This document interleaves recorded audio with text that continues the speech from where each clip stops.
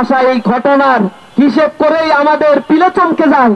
কিন্তু প্রত্যেকটি প্রত্যন্ত অঞ্চলগুলোতে প্রতিটি জায়গায় যে ধর্ষণের ঘটনাগুলো নীরবে নিভৃতে ঘটে যাচ্ছে, কত মেয়ের ভোবা কান্না চোখের পানিতে এই জমিন সিক্ত হচ্ছে, তার কোনো হদিস আমাদের জানা নাই। এই ধর্ষণের ঘটনার জন্য শুধুমাত্র আইনকে শক্ত করা একমাত্র সমাধান নয়। আমরা বলছি অশ্লীল কালচার যে ওটিটি প্ল্যাটফর্মের মাধ্যমে ফ্রি সেক্স লিভিং টুগেদার প্রথা এই সমাজ ব্যবস্থাকে পিছিয়ে তুলেছে। অক্টোপাসের মতো চারিদিকে যে অশ্লীলতা ছড়িয়ে দেওয়া হচ্ছে, তারই এক প্রতিচ্ছবি এই লজ্জিত বাংলাদেশ, এই ধর্ষণের বাংলাদেশ দেখতে হচ্ছে। আমরা লজ্জিত। এই দেশের শিক্ষা কাঠামোকে ঢেলে সাজাতে হবে, এই দেশের কালচারাল সিস্টেমকে নতুন ভাবে চিন্তা করতে হবে। একটা করাপ্টেড কালচার, একটা করাপ্টেড এডুকেশন সিস্টেম দিয়ে কখনো একটি সোসাইটিতে এ জাতীয় ফৌজদারি অপকর্মগুলো বন্ধ করা সম্ভব নয়। আমরা দেখেছি ইসলামিক যে দেশগুলো রয়েছে, মুসলিম কান্ট্রিগুলো আপনারা লক্ষ্য করবেন, ধর্ষণের পরিমাণ নেগেটিভে রয়েছে, জিরো। সেখানে ধর্ষণের কেস খুবই রেয়ার। কিন্তু পশ্চিমা যে কালচার, যে সংস্কৃতি রয়েছে, অথবা আমাদের মতো এই প্রাচ্যের কালচারের এই দেশগুলোতে ধর্ষণের ঊর্ধ্বমুখী অবস্থান আপনারা দেখতে পাবেন।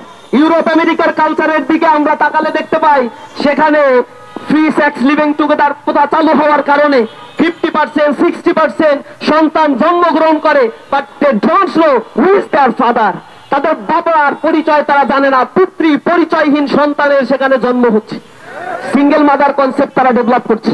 ওই প্র্যাকটিসা, এই বিদেশি সংস্কৃতি আমাদের এই প্রাচ্যে ধার করে নিয়ে এসে এ দেশের সাংস্কৃতিক ব্যবস্থাকে করাপ্টেড এবং কালচারাল ব্যবস্থাকে ধ্বংস করার জন্য একটি সম্প্রদায় উঠে পড়ে লেগেছে। আমরা এর তীব্র নিন্দা এবং প্রতিবাদ জানাই।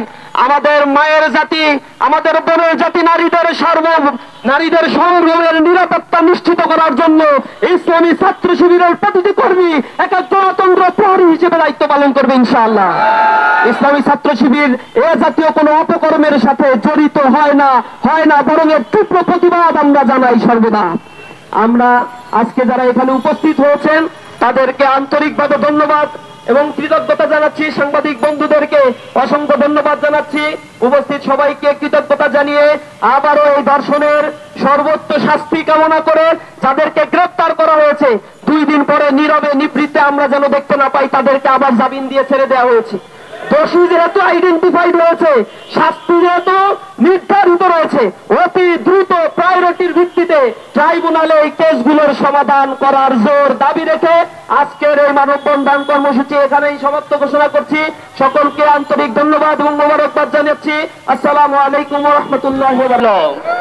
সংগ্রামী উপস্থিতি, তারও ধারাবাহিকতায় আমরা দেখেছি স্বৈরাচার সরকারে বাংলাদেশে দর্শকদের বিচার করার পরিবর্তে আমরা দেখেছি এই দর্শকরা তারা মিষ্টি বিতরণ করে উদযাপন করেছিল। উপস্থিতি সাথে আমরা দেখেছি এই স্বৈরাচার সরকার বাংলাদেশের সন্ত্রাস চাঁদাবাজদেরকে প্রতিষ্ঠিত করেছিল। কাজেই এরই ধারাবাহিকতা দর্শকদেরকে আশ্রয় দিচ্ছে যারা সন্ত্রাস চাঁদাবাজ